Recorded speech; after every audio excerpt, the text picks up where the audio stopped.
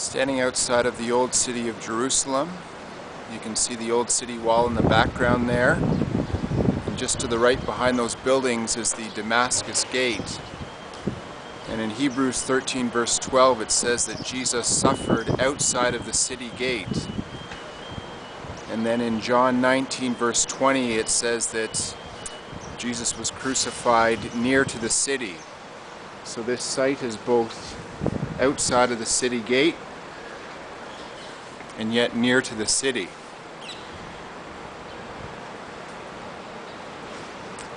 Matthew, Mark, Luke, and John all identify the place where Jesus was crucified as the place of the skull.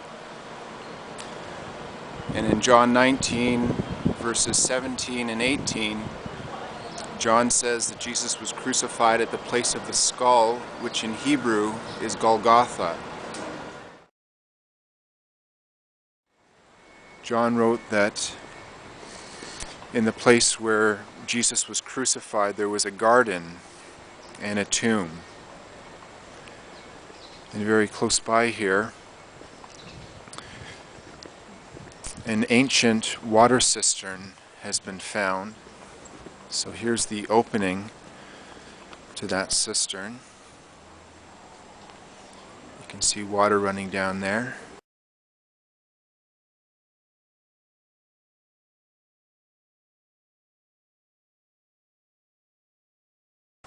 Also discovered at this site is an ancient wine press. So grapes harvested in this garden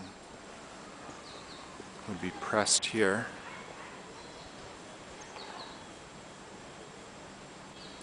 And archaeologists date this as being approximately 2,000 years old.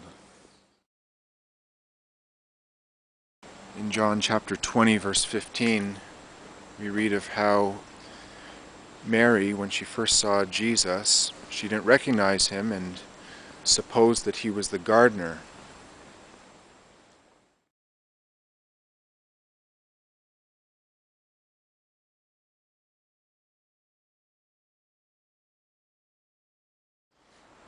So this is a tomb which has been found here, hewn out of the rock, and it's in Matthew chapter 27 verse 60 where it specifies that the tomb in which Jesus was buried was hewn out of the rock. And the floor here as well as the tomb itself are all of one stone. Scripture says that this place belonged to Joseph of Arimathea, and Matthew specifies that he was a rich man, and that's in Matthew 27 verse 57. So obviously to have a tomb of this sort you'd have to be rich, considering the type of tomb and its location in this garden. And Scripture speaks of a stone that was rolled in front of the entranceway of the tomb. And you can clearly see here a channel or a trough which would have enabled the stone to be rolled back and forth. And it also speaks in the book of Matthew of how a seal was placed on the tomb. You can see the remains of what appears to be a seal.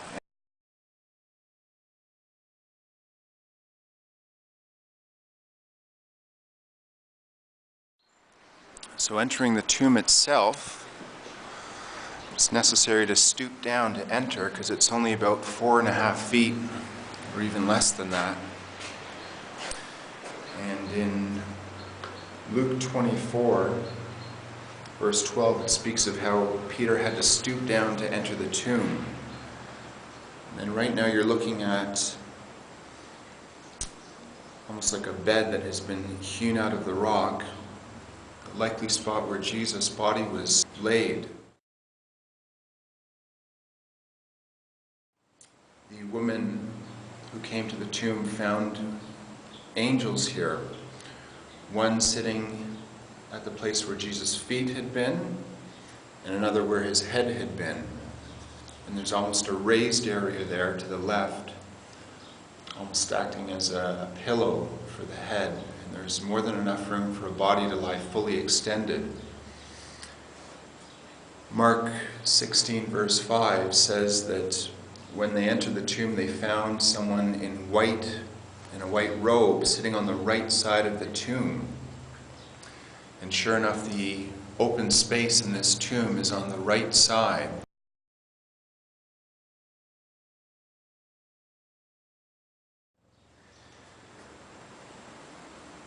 You can also see here a place for another body to be laid, but it was never completed.